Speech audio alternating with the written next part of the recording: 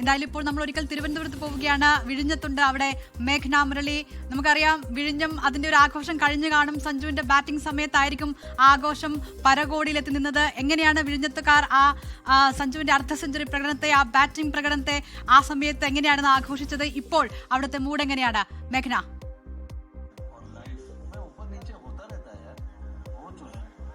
ദിൽന, സഞ്ജുവിന്റെ നാടിന് വിഴിഞ്ഞത്തിന് എങ്ങനെ അടങ്ങിയിരിക്കാൻ കഴിയും? കാരണം ഇവിടെ സഞ്ജു 6 മഴ പെയ്യിക്കുമ്പോൾ ഇവിടെ വലിയ ആവേശമായിരുന്നു. അത് വിഴിഞ്ഞംകാർ പണ്ട് കാലത്ത് കണ്ട ഒരു സ്വപ്നം. ഇവിടെ നിന്ന് കളിച്ചു വളർന്ന ഒരാൾ ലോകകപ്പിൽ കളിക്കുന്നത് പോലെ തന്നെ ഇന്ത്യൻ ജേഴ്സി അണിയുന്നു. ആ സ്വപ്നം പൂണിഞ്ഞ ഒരു സന്തോഷത്തിലാണ് വിഴിഞ്ഞത്തെ എല്ലാവരും ഉള്ളത് എന്നുള്ളതാണ്. അത് സഞ്ജു 6 അടിക്കുമ്പോഴൊക്കെ ഇവിടെ വെടിക്കെട്ട് പൂരമായിരുന്നു ദിൽന. അത്രയേറെ ആവേശം ഇവിടുത്തെ വിഴിഞ്ഞത്തെ നാട്ടുകാർക്കുണ്ട് എന്നുള്ളതാണ്. ഇപ്പോഴും ആ എനർജി ഒട്ടും കുറഞ്ഞിട്ടില്ല.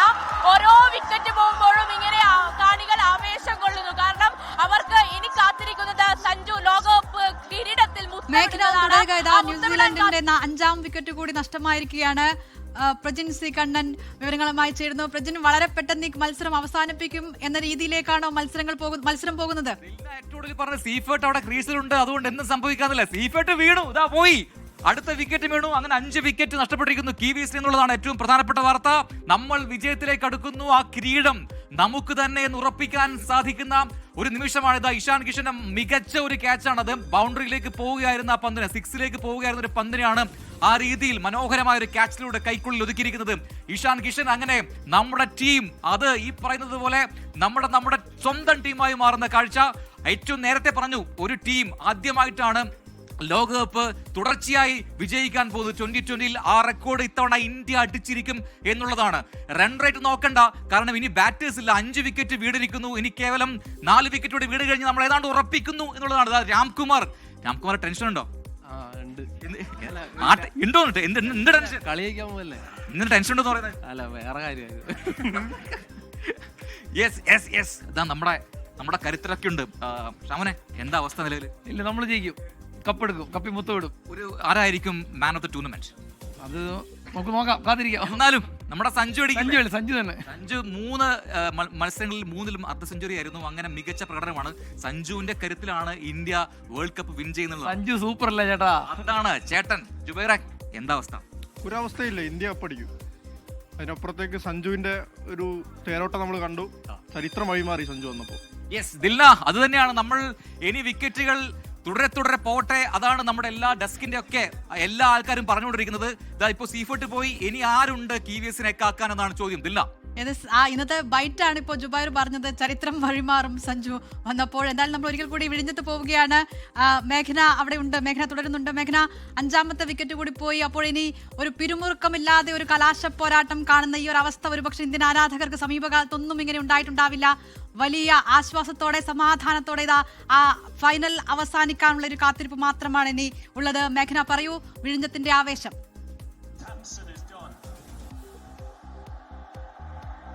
ആവേശം പരകോടിയിലാണ്. ഇവർ വിഴിഞ്ഞത്തുകാർ അർമാദിക്കുകയാണ്. കാരണം അവരുടെ നായകൻ സഞ്ജു ദൗത്യം പൂർത്തിയാക്കി മടങ്ങിയിരിക്കുന്നു. ഇനി അവർക്കുള്ളത് സഞ്ജു സാംസൺ ലോകകപ്പ് കിരീടത്തിൽ മുത്തമിടുക. അതിനുള്ള ഒരു കാത്തിരിപ്പാണ്.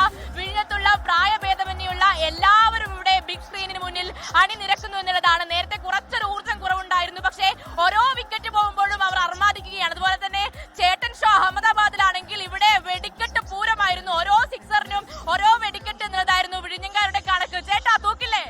ഞാൻ പറഞ്ഞില്ലേ, നമ്മ ഇന്ന് ഇന്ത്യ ജയിക്കുന്നു പറഞ്ഞില്ലേ? സഞ്ജു 50 അടി പറഞ്ഞില്ലേ? നടന്നില്ലേ? ഇന്ത്യ ജയിക്കുന്നു പറഞ്ഞില്ലേ?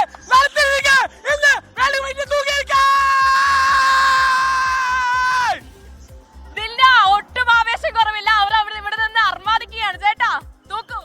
2007 നമുക്ക് അഭിമാനിക്കാൻ ഒരേ ഒരു കാരണമേ ഉണ്ടായിരുന്നുള്ളൂ, നമ്മുടെ ശ്രീശാന്ത് പിടിച്ച ക്യാച്ച്. പക്ഷെ ഇന്ന് അങ്ങനെയല്ല.